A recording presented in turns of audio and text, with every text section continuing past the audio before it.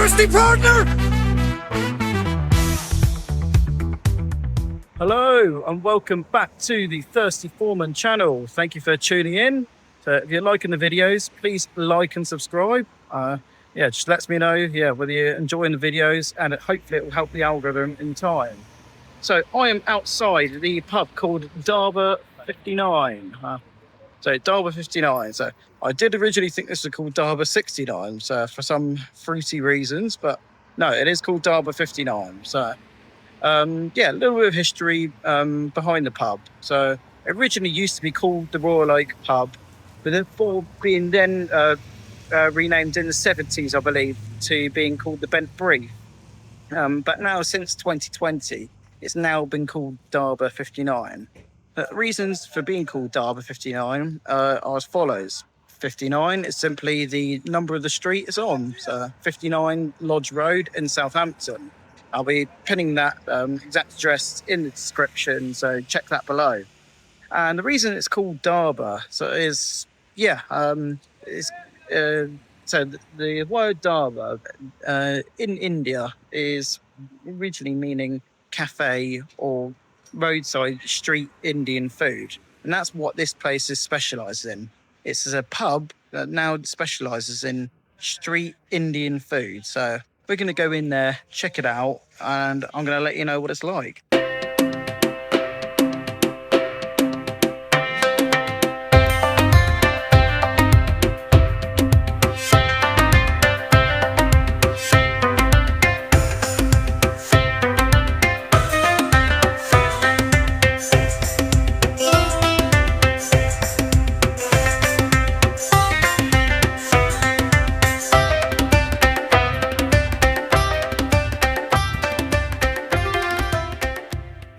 Hello, so I'm on beer review time. So unfortunately, did a bit of a panorama just now where we checked out all of the beers.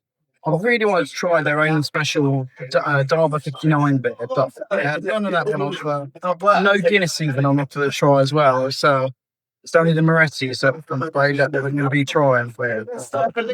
Pretty bog standard. Let's give it a go, and I'm going to let you know what it's like. He's always a bit of a no rider, but sometimes he'll stay up. Yep, lovely, cold and refreshing. It's bog standard, pretty much how you'd expect pretty much how you would expect a Moretti to be. So it's average, not much more to say than that. Now, I'm going to go into detail about the food on offer, as the beer was next to non-existent. Basically, the place is as dry as an you-know-what. And yes, before you say it, I know the menu was a little grotty, but there was no dramas getting a cloth to it and wiping it down. I just didn't retake a photo before doing the review. But starting from the left, you'll see that there's your starters, with a mix of veggie and vegan, as well as your meat options. I didn't do any starters at the time, but if I was to choose any, it would have been the pani puri for me. Moving on to the classic board, we have, clues in the name, classic dishes. These, in my opinion, just seem to be an extension of the starters really, perhaps bigger portions, but as I didn't go for this, I could not say with certainty. The desi twists look pretty spot on to me, apart from the nachos, which I thought were a little odd in my humble opinion. On the other side, there is a list of cracking looking rubies, as well as your sides to go with it. Feel free to pause the video to take a look at those. And there were some desserts that I was quite impressed with the authenticity. For example, the gulab jamun and chai tea. However, back to the front for me, it's all about the grilled meats at the bottom. As we went there on a Wednesday, there was also unlimited wings for 20 quid. That wasn't on the menu, should I say, sorry. And although it is super duper value, we went for the big boy platter as 3 people. We are greedy buggers, followed up by sampling the gulab jamun and chai tea.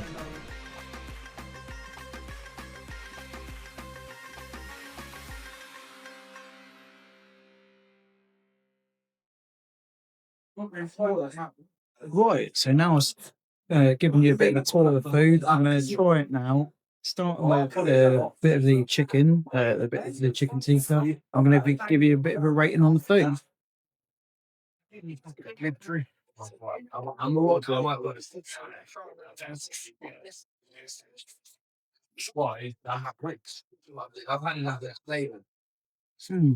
that was lovely. Yeah. Nice and moist. Really good. Lots of spices. See the cross section of chicken here. Lovely. Lots of colour on that. It's beautiful. So I'm gonna enjoy the rest of the food now. I'll give you a bit of a rating after I enjoy. Yeah, after I've done it. Hopefully, it's all as good as this bit of chicken here. So as you can see, we polished that off, no dramas, easy peasy, probably with a bit of room to spare. So that's why we had a bit of the gulab jamun and chai tea for pud. I would have given you a video of the review, but unfortunately the video quality wasn't good enough, and yeah, there was a lot of audio interrupting it, unfortunately. So we're just going to cut through now to my thoughts and reviews the next day, where I've gone into the reviews in a lot more detail than I have in the past. This is the following day from me doing my initial review of Dhaba 59. I thought I really wanted to go away, have a bit of time to think about it, and really think into detail and in depth what I liked about the place and what I didn't like about it, and give my score as a result. So I've decided now I'm going to be focusing my scores on 4 main areas, and that is beer, bogs, food, and vibes. So I think these are the main areas that I think, yeah, really constitute what makes a pub stand out from the rest. So a couple of things that I want to point out before I'm going to go into those details for you, and that on Dhaba 59. So first point of all, it was that, first of all, a correction on the naming of it. I believe at the start of the video I did say that the pub got renamed to being the Bent Brief, and I do stand corrected on that after doing a bit of research and finding out and seeing the sign on the pub itself that it was actually renamed the Honest Lawyer rather than the Bent Brief. So I think it's easy to get mixed up there because there used to be 2 pubs relatively close to each other. And then secondary point that I wanted to put out there, because I have had I've seen some comments as well that they want me to discuss whether it's pet friendly or not, which, yeah, I understand is quite a good important factor for some people, whether they want to take their pets in or not into the place. But unfortunately, I don't. I do know this actually. After speaking to the owner, yeah, it wasn't pet friendly. So, well, what I believe to be the owner anyway. So yeah, the place wasn't pet friendly. So, and I could probably understand the reason why. So, but yeah, you're not gonna maybe. I think if your dog is very well behaved, great. But if you're in that sort of scenario where there's a lot of, I'd say, like finger food going about, and it's more of like a sports themed pub, really, I don't think the sort of vibes they're wanting to get is people bringing in their dogs. So yeah, I can get the reason behind that, but yeah, that'll be something to bear in mind if you're wanting to go into that place. So yeah, right now let's get into these 4 factors that I want to talk about. So Dhaba 59, the beer. So yeah, I did discuss that there's literally barely any beer on offer. So the options were Moretti, which I had, and then I believe that the other option was Cruz Campo. I think that was pretty much it. So I did discuss that with the owner, and did sound really disappointed with the lack of beer on offer, considering I definitely wanted to try their Dhaba 59 beer, which I think was a lager. But even though, yes, it is a lager, yeah, that's the sort of thing that would go quite nicely with food. So yeah, that's the sort of thing that I really did want to try whilst I was eating, and so whilst I was doing eating and drinking at the same time. So I'm really gutted about that. But yeah, the reasons for that were that they said that their delivery was delayed, and that it was meant to be coming out then, that the delivery is meant to be coming out the next day. So yeah, it's a bit of a tricky one, because with what I experienced, I can't give it any more than a 1 out of 10. So the beer options on display were really, really poor. But yeah, maybe factoring in that the beer didn't get delivered on time, whether I can maybe whether I can give them the benefit of the doubt. I could do a bit of a retest at one point. Maybe go like on a weekend, see if the performance on the beer area has improved. So yeah, I think it did make me feel a little bit sorry for the establishment, but I have to be brutally honest with you at the same time, 'cause that's what you guys want to see. You guys want honest pub reviews, and that's what I'm going to give you. So it's got to be a 1 out of 10, I'm afraid, on the beer front. We're going to go to the food front next. So food, I thought the food was absolutely brilliant. We went for the mixed grill option between myself and my parents that went, and that was a combination of lamb chops, chicken tikka, lamb kebab and chicken wings, and this came with sides of naan breads, chips and some dips. So we had a yogurt dip and then a tomato dip. I must say I was really thoroughly impressed with the food. Yogurt dip was good, but I think that tomato dip was absolutely banging, spot on, bang on the money. And the grilled meats, that was absolutely brilliant. I think chicken wings were my favourite, followed up by the lamb chops, that is.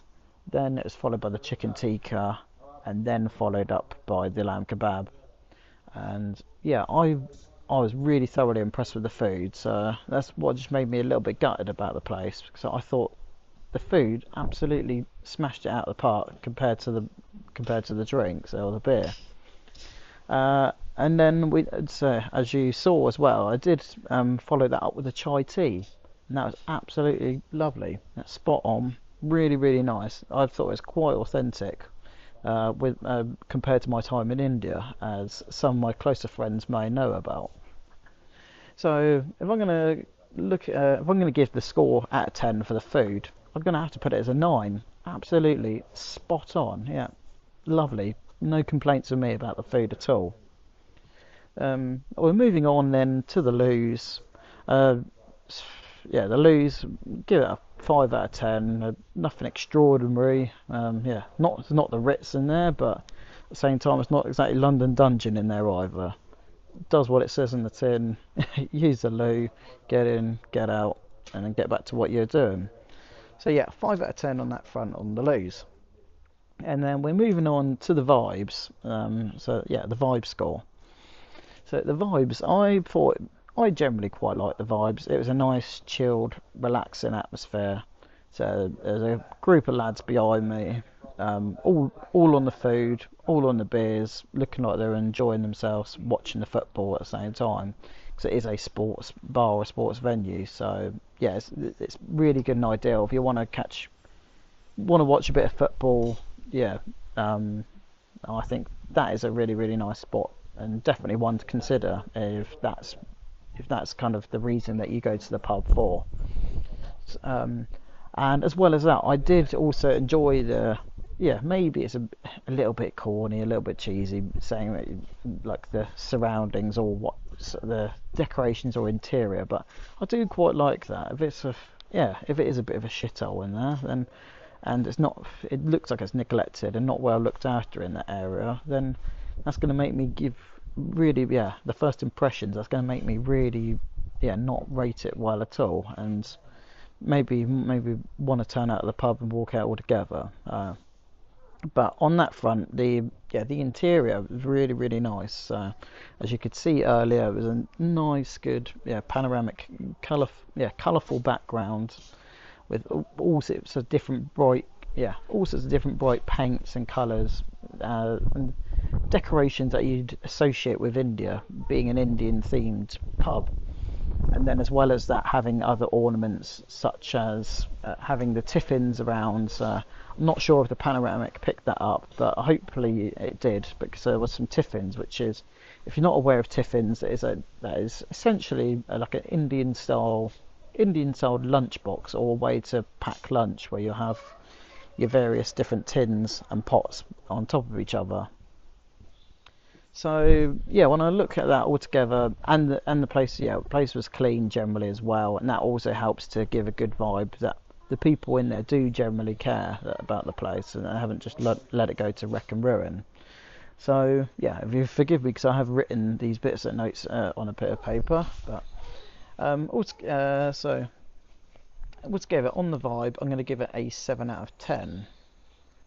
So yeah, looking at these scores all together, I'm going to give a total score. I'm not going to do it just on an average of all 4 bits, because personally, when I go in there might be some bits where I feel it might sway me one way or another. I may think that, the food is so good, I don't care if there's a tiny bit of wee on the floor in the bathroom. I'm not gonna cry that much about it. So for me, I think it just helps to build like a bigger overall picture of what I wanted to rate it. But yeah, so the food and the vibes, I think they were good, really, really good. The loos, bang average, bog standard, that's fine.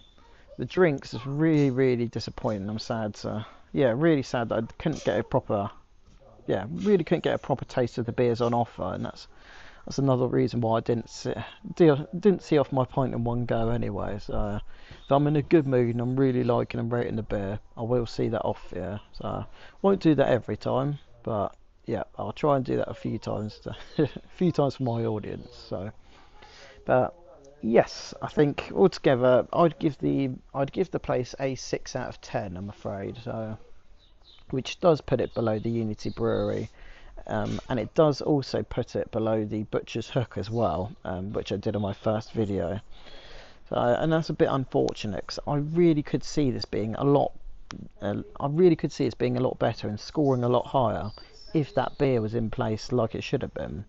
So that's why I put down a 6 out of 10, which you can see on your screens right now. But I would also, I would put that down though, and I'm going to put a star next to it, to be reviewed, TBR. Because I really think that the place does need to, maybe it does need a second chance. I don't know. You let me know in the comments what you think, because I personally maybe think it's a little bit harsh that maybe being caught short the one time that I'm going in to visit. So I did go and visit on a Wednesday, so maybe that would be the time where pubs might transitioning from from old barrels to new ones. So yeah, let me know what you think.